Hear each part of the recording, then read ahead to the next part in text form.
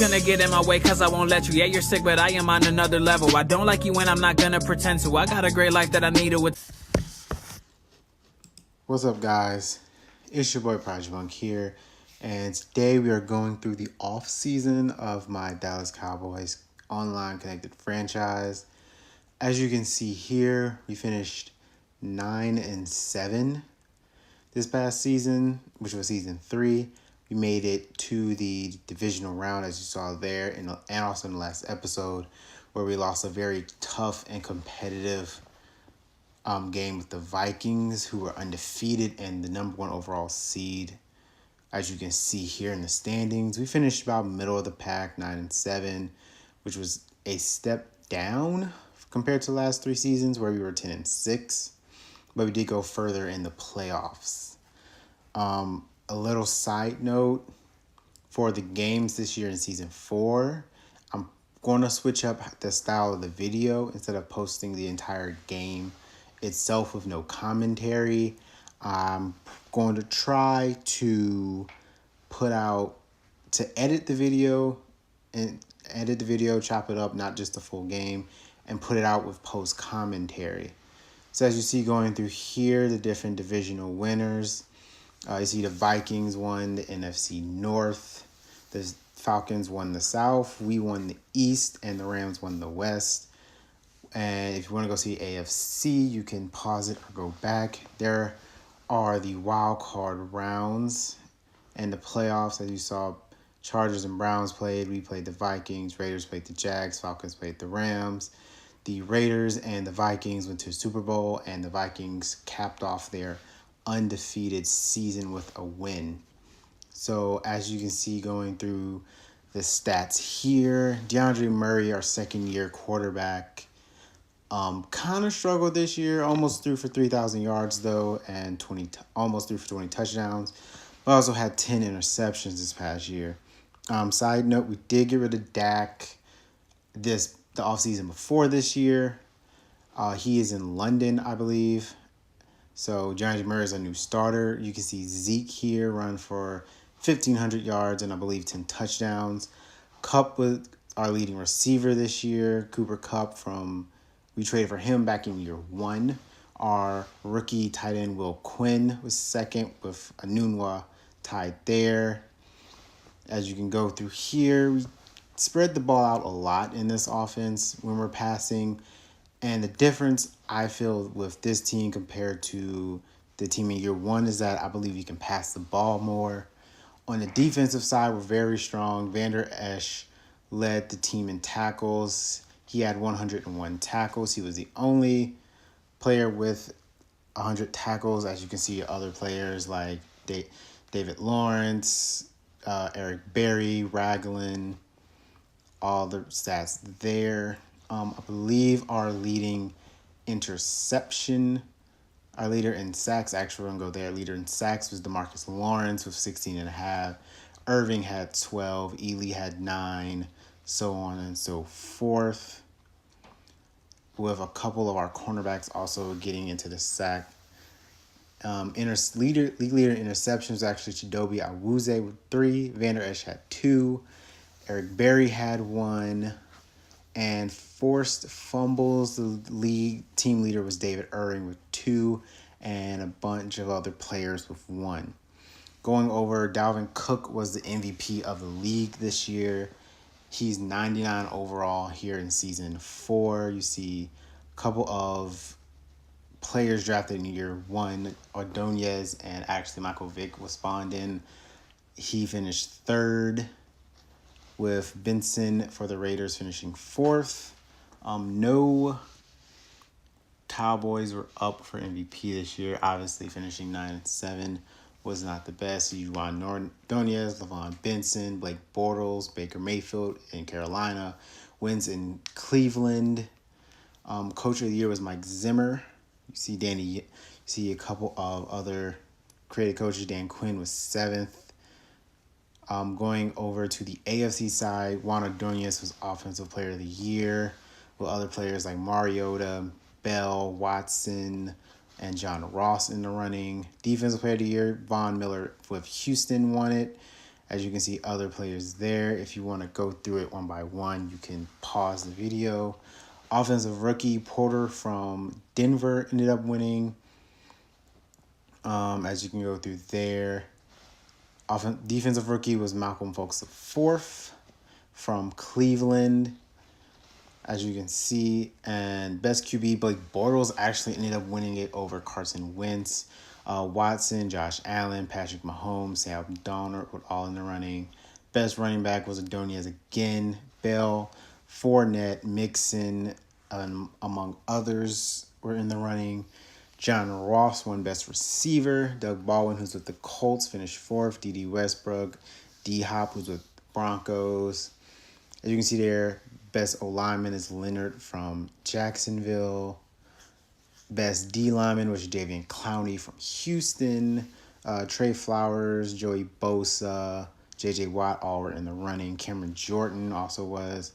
Best linebacker was the rookie Malcolm Fultz IV, with Von Miller, Ingram III, Shazier, Perryman, all in the running.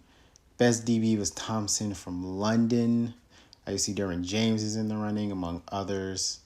Best kicker was Zane Gonzalez. So the Browns really took home a lot of awards this past season. Obviously, them being 14-2 and second in the league overall. Offensive Player of the Year was Dalvin Cook. Zeke was in fifth for Offensive Player of the Year. Defensive Player of the Year was Hunter and Barr going 1-2. Gross Smith, also from the Vikings. Vander Esch was 10th in that running.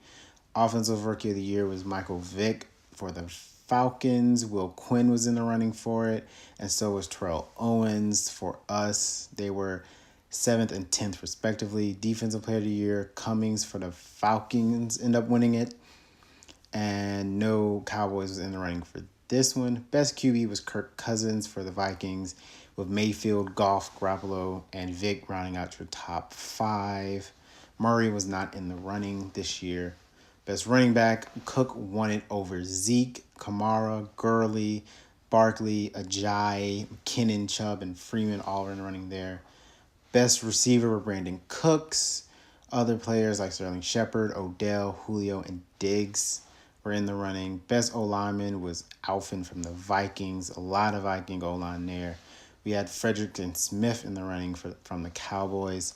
Hunter from the Vikings won Best Defensive Lineman. Irving was 7th in voting there. Best linebacker was Cummings, with Kuechly, Barr, Matthew were in the running. I'm surprising Vander Esch wasn't top 10 there. Johnson III from the Rams ended up winning Best DB, with no Cowboys in that running. And best kicker was Gold from the 49ers, with Dan Bailey finishing 9th in voting there. So as you see, go through the player of the week. Zeke won it back in week 2, and I believe he was the only Cowboy to win player of the week this entire season. If you want to look at their individual stats, Zeke actually won it again in week 18. So going on to free agency, you can see here we're trying to go for Sidney Jones the 4th, the 87 overall. We also were looking at Adam Thielen to add to our wide receiver core, and at that moment, we actually did, as you can see here, put in an offer for $7 million, 3 years, $7 million, with about a $3 million signing bonus for $20.9 million overall. We actually went in and pulled the offer for him and ended up putting in an offer for Sammy Watkins, who was 28 and 91 overall. Actually, as you can see here, we went in, put an offer in. As you see, 93 speed, 93 acceleration with 96 catching. So we ended up putting up about a 4-year deal worth $9 million and a $4.5 million offer for about $53.8 million overall, which put us in second for that running. And we actually went back in and added a higher salary, went up to $10 million with not changing the signing bonus to put us in first place for that running. We also put in an offer for D.D. Westbrook, who was 27, 99 catching. We looked at him. I don't believe we put in an offer for him. And actually, we took the offer off of Watkins and put it on D.D. Westbrook because he was younger, a younger player with better catching, and he was faster.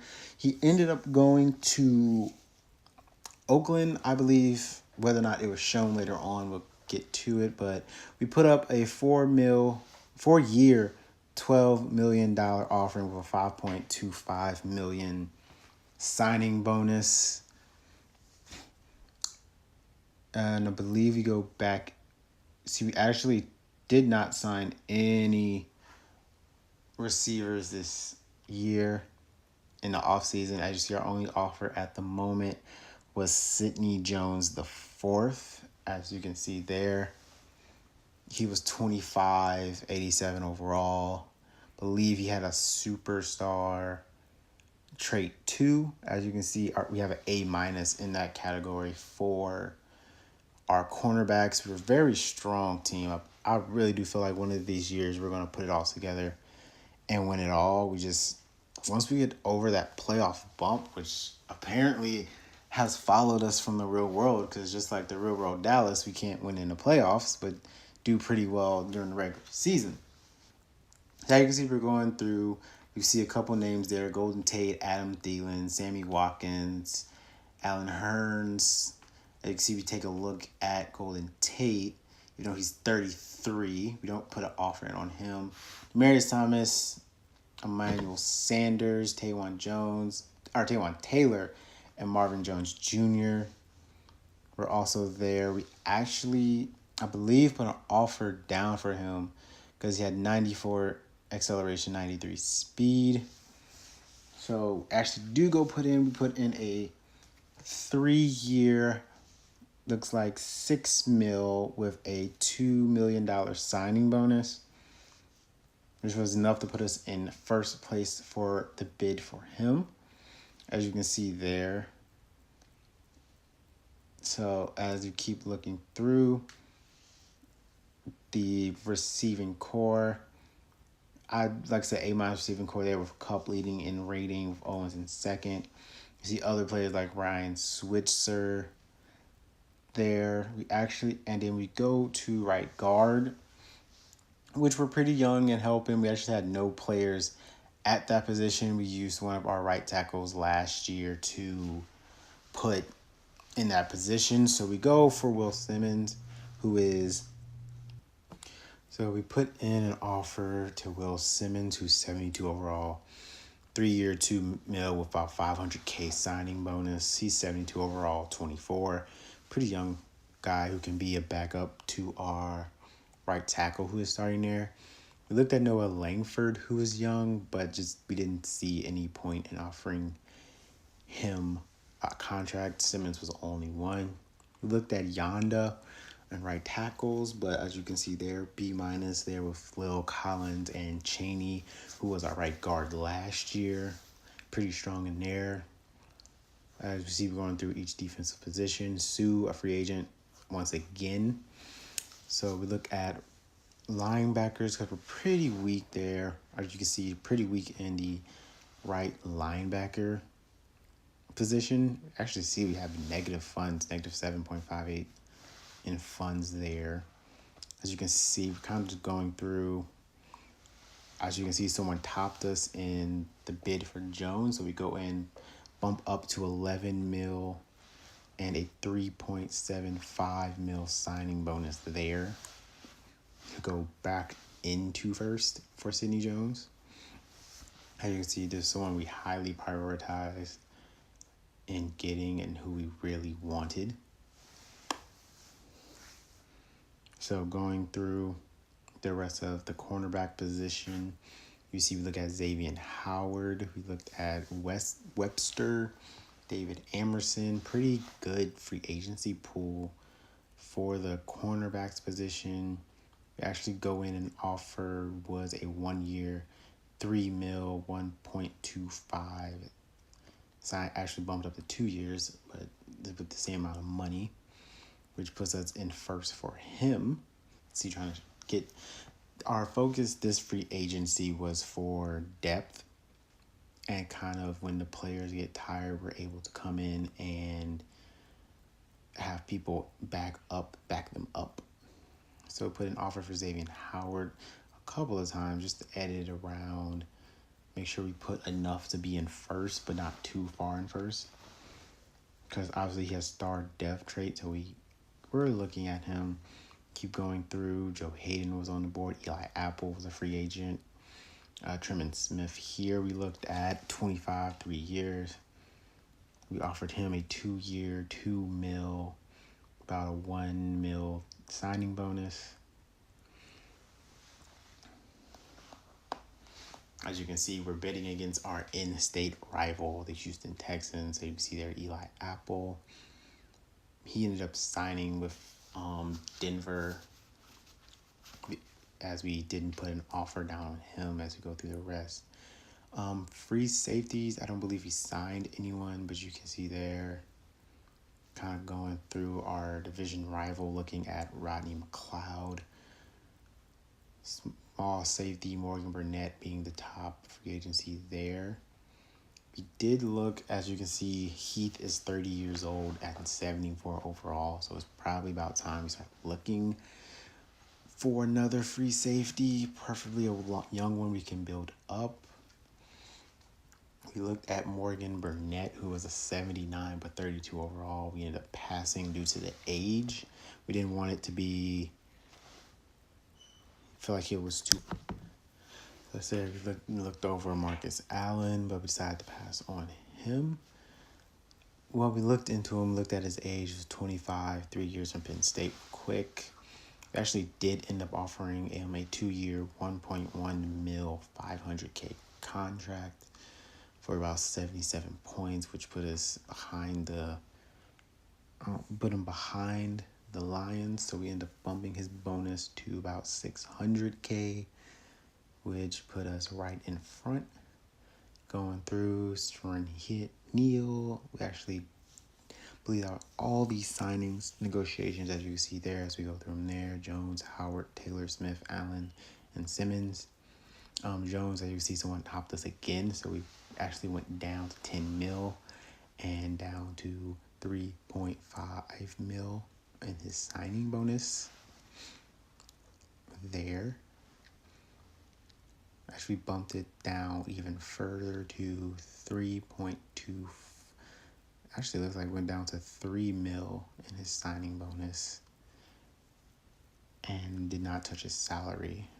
So it ended up being 127 total points, which put us behind the Buccaneers. So we went back in and bumped his signing bonus up to 3.15 mil, which put us back in front of the Buccaneers because the Ravens ended up pulling out. See, we did Howard, Taylor, Smith, I believe we went back in and changed that. Not sure. We actually kept, as you see, we were contemplating it for a little bit. So we ended up bumping up his salary to 2.25, which put us at 112. So we went back in and bumped them up to 3 mil because I believe we're trying to get right above them, which we did there. And we left Marcus Allen alone, and no one wanted Will Simmons, so we left his alone. So as you can see there, just checking through each of them, our top bids one more time. We pulled a couple. As you see, Smith, Allen, Simmons, Taylor, and Jones being the only ones left there. So if you look through there, as you see, on top of Smith, we were contemplating whether or not we wanted to keep him in the signings or to just let him go. As you can see, we had a very strong, young, and talented cornerback core, so we didn't know if we should go in and sign in a player who is significantly less in overall compared to our compared to our other cornerbacks like Awuzie, who's 26 and 91 overall, and Lewis, who's also 26 and 89 overall.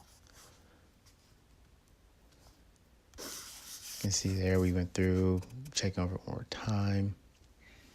Going into, now we're in free agency number 2. And we, as you can see, a screen loading in right there. We go to Cam Newton being the next one up. Bortles and Roethlisberger, TJ Yeldon, Thielen still on the block. We ended up signing Jones, Taylor, Smith, and Simmons all to the team, which went us further behind in our funds to a negative 35 mil. But I feel like they were pretty good signings and worth the money.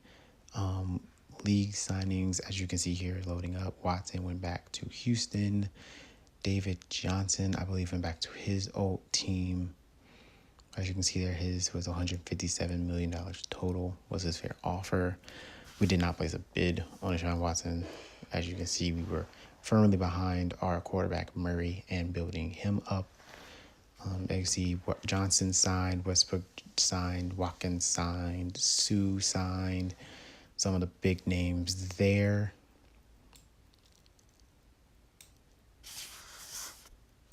Johnson went to Baltimore. Dede Westbrook went to Oakland. Sue went to the Panthers. Stafford went back.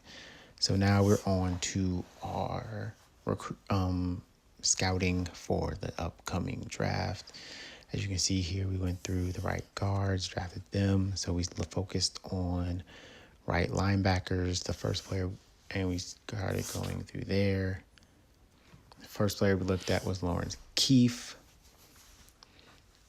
And next up, we looked at Shamar Moore, and we kind of just really went down the line. At this point, the game was kind of freezing up there. We had a couple issues there. We're trying to scout, but we kind of went through each of the right linebackers and just kind of went through, signed them here and there. We looked at Akeem Parsons, who from Ole Miss and a run stopper kind of fit our thing. He was a third-round talent. Looked at Dylan Wilcox, who was 21 from Illinois and a run stopper. He was a late third-rounder. Looked at Neasley from Alabama, who was also a run stopper, and he was an early fourth-round talent. And just overall, we focused on looking at right linebackers here and there. Mostly linebackers who fit our type, which we need run stopping linebackers. We did look at Martinez Radway from Lehigh. So as you can see here, we keep going. Look at Eric Hawkins, a power rusher from Penn University overall. Decent stats, but he's a mid-fifth round talent. Look at Willis Hart from Rhode Island, who's also a run stopper. And he ended up being an undrafted talent overall. And as you can just see here, we went into the undrafted talent. Most of them kind of met their talent, which was undrafted, and kind of did our due diligence and went through the rest of the right linebacking draft pool in order to just see if we could find some diamonds in the rough here and there. In the end, we didn't find any. As you can see, we keep going. Jamarcus Tooney from Houston, who is a power rusher, didn't do really well in the combine there. The combine grade of 5.9. Went through Vincent Jones from Idaho, who was a run stopper. He didn't really do well there. As you can see, we actually used all of our scouting points on his tackle rating. The rest of our scouting points on his tackle rating, which ended up being a C+. So going back to free agency, we went back to the right linebacker pool and saw that Jalil Day, Kendall Beckwith were still available. Mark Lilland was there, but instead of signing any new right linebackers to our team. We ended up going and changing the position of Eric Kendricks from a middle linebacker to a right linebacker, since we had Eric Ragland, who was our starting middle linebacker there. So we just made the decision to move Kendricks from his middle linebacker position and move him over to the right linebacker position so we can fill up that hole by itself. As you can see at this, about the fourth phase, a lot of quarterbacks left. Quincy Enunwa, who we let go, was still on the board in free agency. So was Colton Date, Case Keenum, Alan Hearns, Demarius Thomas, who the Dolphins were looking at. Whitney Merciless was there. A lot of players who are up there in age. We also saw J.D. McKissick, who was a receiving back in 28 overall. We decided to put in an offer for him since he was about 28, decent speed, good acceleration, good agility. So we ended up putting an offer in on him. It was about I believe a 3-year, 2.8 mil.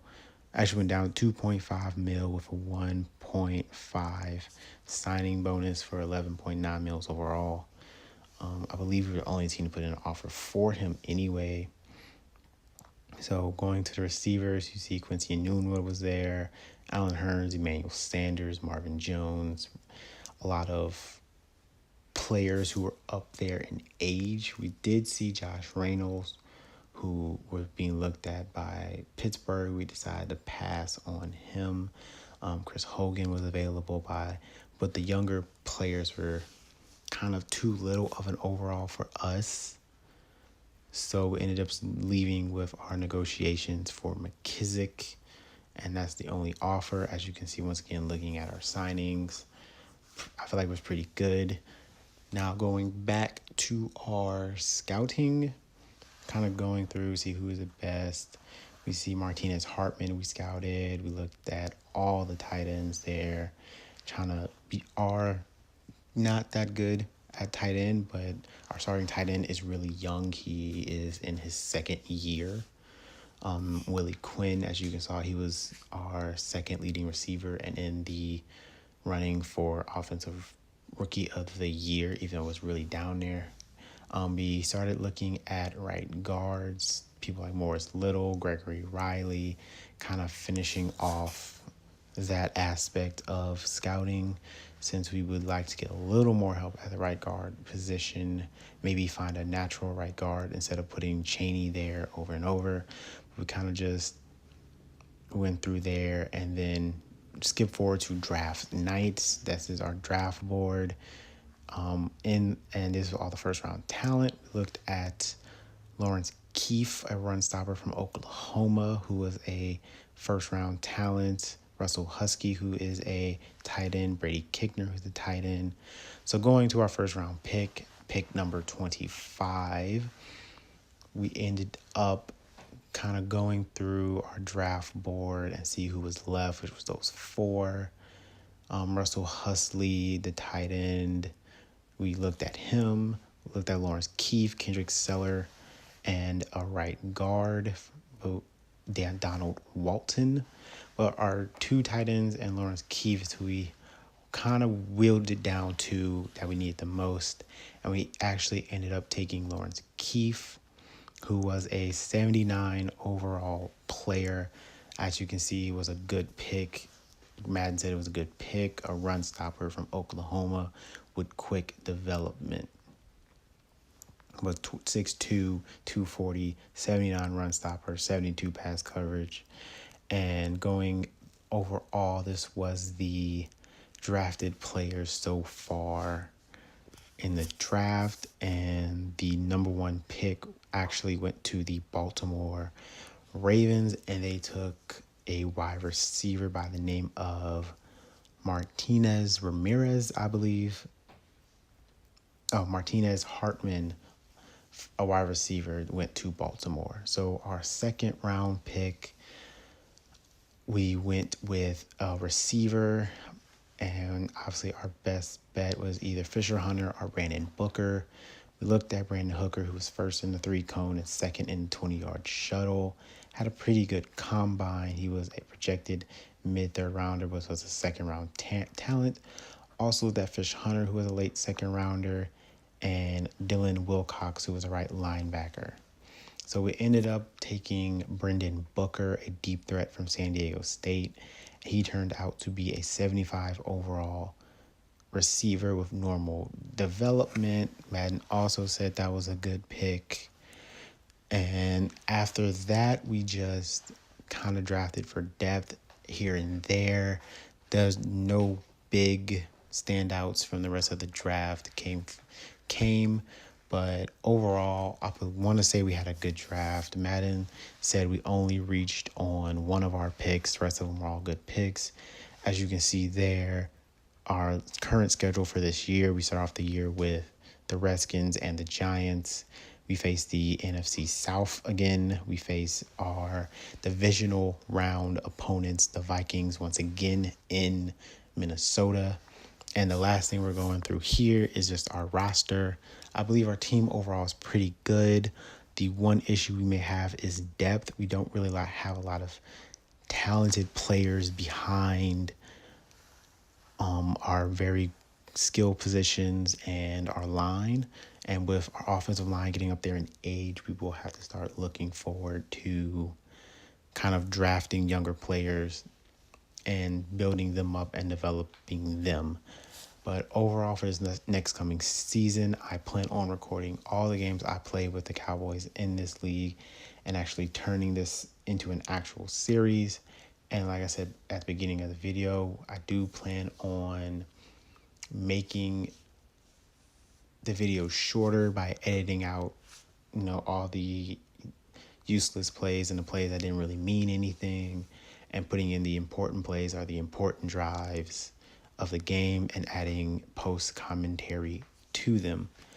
But overall, I'm excited for this upcoming season. I'm excited for what this Cowboys team can do. I believe you can improve on our 9-7 record, improve on our 10-6 record, and make a real big splash in the playoffs.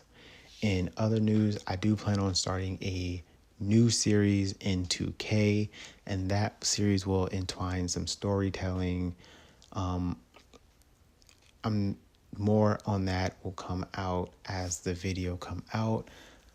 And overall, I am excited for this upcoming season, and I'm excited for the future of this channel. I want to thank all of you who subscribe and remain invested in this process. It will all pay off in the end. As you can see, we get to the back end of the roster. But our first game of the season is against the Redskins, but I was not able to record that one. So our first recorded game that will be posted to the channel will be week 2 against the Giants at Jerry World at the Dallas Cowboys Stadium. And until then, I will see you later. If you like the video, don't forget to put a like, leave a comment down below, subscribe, and I will see you next time. Have a wonderful day.